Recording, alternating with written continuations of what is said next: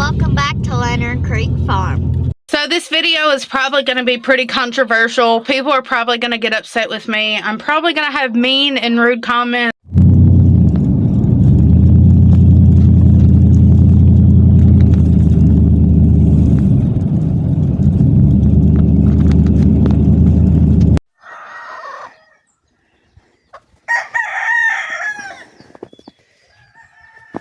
Oh, I found him a bone in the kitchen scraps.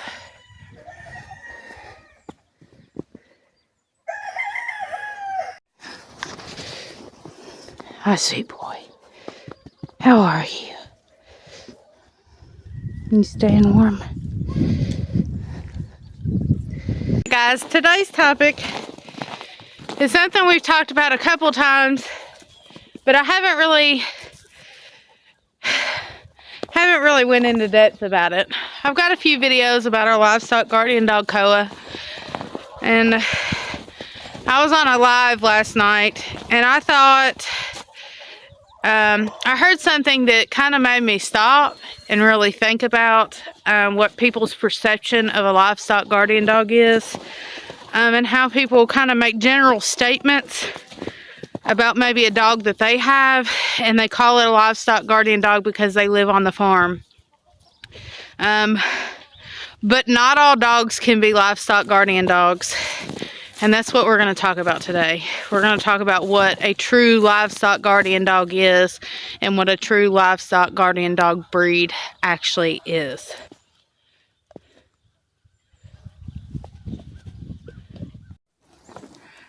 Alright guys, I hope you all can see me. It's awful bright out here because of the snow and the sun behind me. So I'm going to try to block it, and I hope you all can see me. But if you haven't watched our channel before and you're just showing up, we have a livestock guardian dog. His name is Koa. He is an Anatolian Shepherd and a Kangal cross. The Anatolian dogs and Kangals come from the same region or same area, same continent, and they come from two different regions in a certain continent, and if I'm not mistaken, it's Turkey. One of them comes from a place called Anatolia, and the other one, I'm not quite sure where Kangal comes right off the top of my head. But an Anatolian and Kangal breed dog, the two separate breeds, are true livestock guardian dogs. They have been bred all the way back to the Kangal or the Anatolian, one or the other, has been dated back all the way to sometime after the death of Christ. Something AD. I can't remember exactly the date. I probably should have looked it up before I did this video. But they are true livestock guardian dogs. Another common breed that people use that I can think of right off the top of my head that is popular is the Pyrenees. A Great Pyrenees is a true livestock guardian dog. Today I'm just going to talk about what makes a true livestock guardian dog and how really other breeds can maybe be trained to tolerate livestock, but how a true livestock guardian dog doesn't need to be trained to tolerate livestock, that it is already in their DNA, and that is what makes a true livestock guardian dog. So let's get into it. So like I said, Koa is a true livestock guardian dog. So what makes a true livestock guardian dog? When I think of a true livestock guardian dog, I think of two specific things. One of those things being tolerance of livestock without it having to be trained. They don't get upset when livestock is in their space. They don't get irritated or have the drive to chase after livestock like a normal farm dog would be, such as your herding dogs or just a regular dog that you would casually see on the street. The second thing is they do not have a prey drive. That is one of the most important things.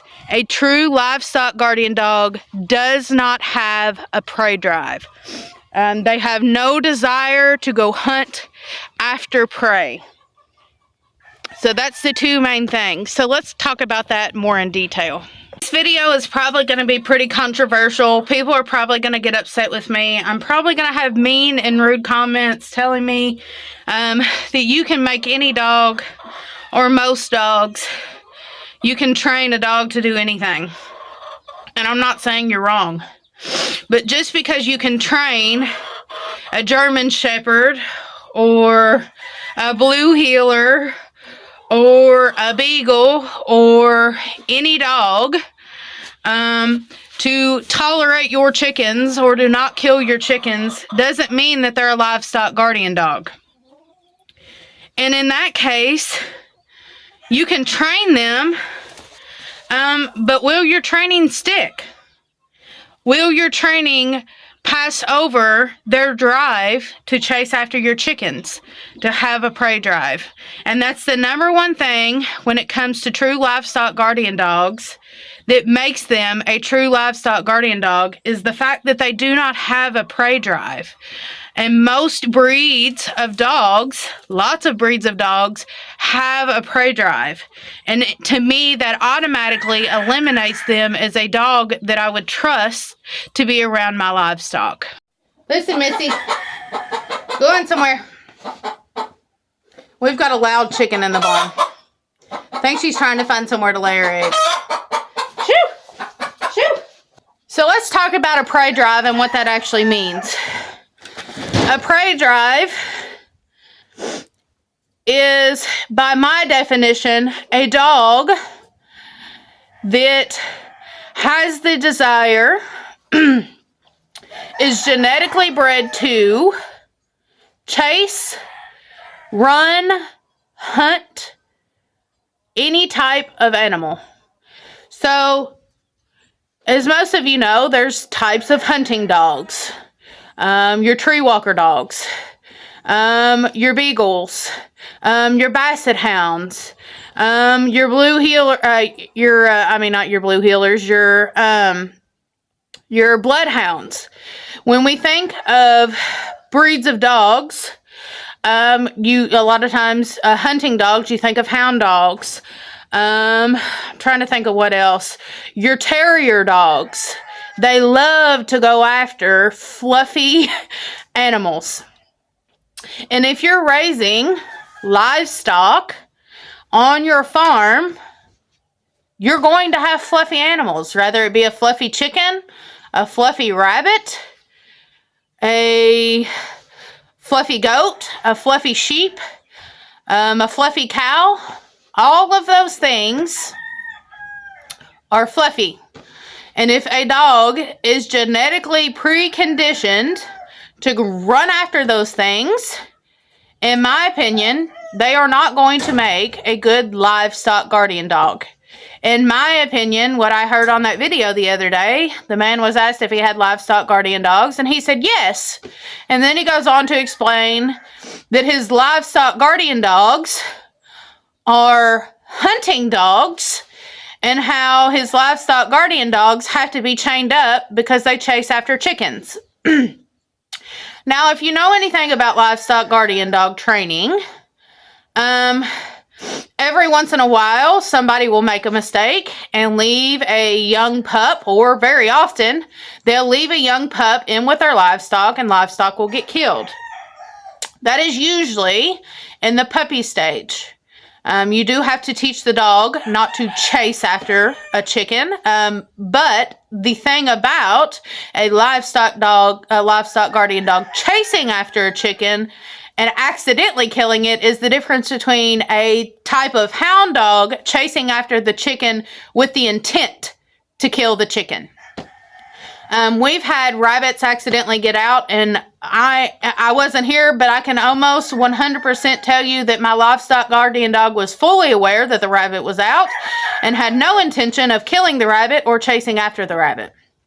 He has contacts with our rabbits on a daily basis. He's around rabbits on a daily basis.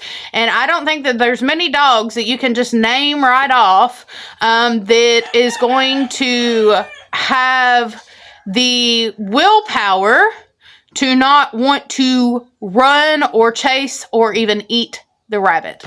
So essentially, a prey drive is the innate DNA down in their blood wanting to run and chase and kill, purposefully kill, a livestock animal. This brings me to my next point, that I think people mistakenly, from lack of knowledge or understanding, believe that a farm dog, such as a type of herding dog, a cattle dog, like trying to think of different cattle dogs. Australian Shepherd, is an Australian Shepherd a cattle dog? Dogs like that, dogs that herd, are a livestock guardian dog. And this is where people are probably going to get really upset with me. A herding dog, a farm dog, just because it's made to be on the farm, that they've been bred for generations to herd animals, is not a livestock guardian dog. And here is why. Here's the number one reason why.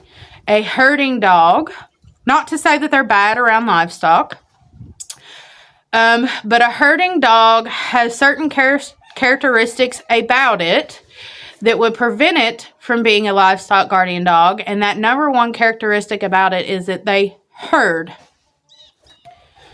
A livestock guardian dog, a livestock guardian dog that is trained well, will not herd your livestock.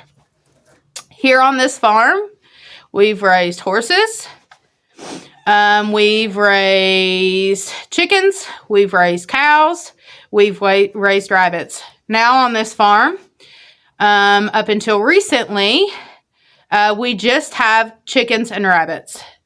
But Koa was not allowed to chase or play with our goats. Well, why is that a bad thing, that he would chase and play with our goats? Because they are prey animals. And so if you take a herding dog and you put it in with your livestock, and it is constantly chasing and herding your animals around, that's going to cause you problems. Not to say that you shouldn't have a herding animal on your farm. People use herding animals to move sheep and goats and things like that. There's absolutely nothing wrong with that. I believe that if you have large herds of animals, then that is perfectly fine. But that still does not make them a livestock guardian animal. If you're looking for a true livestock guardian animal, then you're going to want to make sure that your livestock guardian animal is not chasing or herding your animals, because that can cause prey animals to have a heart attack, to run and do things that they shouldn't be doing, to run and jump over fences. Here, a few years ago, somebody had purchased a livestock guardian dog. It was a YouTuber, a well-known YouTuber. Actually, it's Justin Rhodes. He bought, I think it was like an Anatolian or like a Pyrenees or something like that. And he was trying to find every way in the world for that Anatolian or whatever dog it was that was supposed to be a livestock guardian dog, not to chase his livestock. And that is something that has to be trained out of the animal, but it's a lot easier to train a livestock guardian dog not to chase or herd your livestock or to play with your livestock than it is to teach a herding dog that is in their DNA. That's what they've been trained to do for hundreds of years, to not do that. Because, like I said, it's in their DNA, and that's something that really can't be trained out of a actual true herding dog. So like I said, a herding dog is not a livestock guardian dog. Like I said, this video is going to be super controversial. People are probably going to get really upset with me. But when I watched that video and and heard that guy talking about how a hunting dog, or he was talking about this dog going out and hunting deer and hunting hogs. If you're raising hogs on your farm and you have a dog that you're calling a livestock guardian dog, but then it's also trained to hunt hogs, I don't see how they would protect your hogs but chase after another hog. That doesn't make sense. And so just because it's a farm dog, just because it's labeled as a good farm dog, does not make it a livestock guardian dog. Period. All right, guys. So let's review what I think of when I think of a true livestock guardian dog. The first one being tolerance of livestock. So a true livestock guardian dog in their DNA is going to be able to have the capability to tolerate things that livestock does. They're going to be able to tolerate livestock being in their space, and they're going to want to be with the livestock. The second thing is no prey drive. No prey drive. So we've talked about that extensively. If a dog has a prey drive, they're not going to make a good livestock guardian dog. And I talked about, multiple different breeds, including just different types of hunting dogs and also herding dogs, and why a herding dog wouldn't be good for a livestock guardian dog, and why a hunting dog wouldn't be good for a livestock guardian dog. That's not to say that it can't be done. Like I said, you can train a dog from a pup to tolerate livestock to a certain extent. What you can't do is train DNA to change. Maybe if you took certain genetics and you just kept with those genetics and you kept breeding those genetics, maybe then you can come up with a total different breed and add to the livestock guardian dog breeds. But in general, for hundreds of years, there's certain breeds of dogs that have been trained to do a certain job, and you cannot take that out of their DNA. So let's go over it again. I'm getting back into it. Number one is tolerance of livestock. Number two is prey drive. And if you purchase a livestock guardian dog and they seem to have a prey drive, they seem to want to run after and kill your livestock, you need to get rid of it. You need to get rid of that dog. You don't need to breed that dog. You don't need to have the dog in with your livestock. The main reason as to why your dog, if you purchase an older dog and it is doing that, is because it was allowed to be with livestock unsupervised. I have a video, and I will try to link it, about the things that we trained our livestock guardian dog Koa to do and not to do. The things that we don't do with our livestock guardian dog. And one of those things is leave a puppy alone with livestock. If you're really wanting to look for a true livestock guardian dog that you can trust and be able to know for sure that dog is not going to harm your animals, that it's innately in their DNA to actually guard the animal and take care of the animal, then you really need to look into specific breeds for guarding. Not a dual purpose breed, but a specific breed. You can get that through crosses, but make sure if you're getting a cross that it's not crossed with other dogs that are not livestock guardian dogs. So, a lot of times you see the Anatolian and the Kangal together. You see the Anatolian and the Pyrenees together. You can have the Kangal and the Pyrenees. There's other livestock guardian dog breeds, but those are the ones that I can think of right off the top. Those are the ones that are most common in our area. So just be sure that you have a understanding that those are the type of things that need to be found in a breed of dog that you're going to be able to trust to leave with your livestock. I hope this video was informational, helpful for you. I hope I didn't ruffle too many feathers, because I know probably people are going to get really upset with me because I don't know. People were this is a very touchy subject.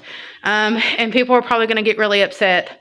I made some pretty bold statements, and I surely don't want to hurt anybody's feelings or make anybody upset, but I also want to save people from making mistakes. If you've got these bigger channels and people saying, that these certain dogs make good livestock guardian dogs, but their specific breed was bred for hundreds of years to go hunting hogs or deer or something like that.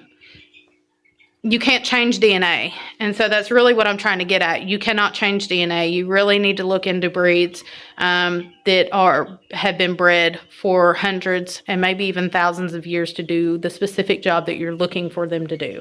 Not to say you can't have that animal on the farm, not to say that you can't supervise that animal with the animals, not to even say that you can't leave those animals with your animals. I don't know your dog. But for people that are actually looking for true livestock guardian breeds, you really need to do your research when it comes to those things. I don't want you to make mistakes later on.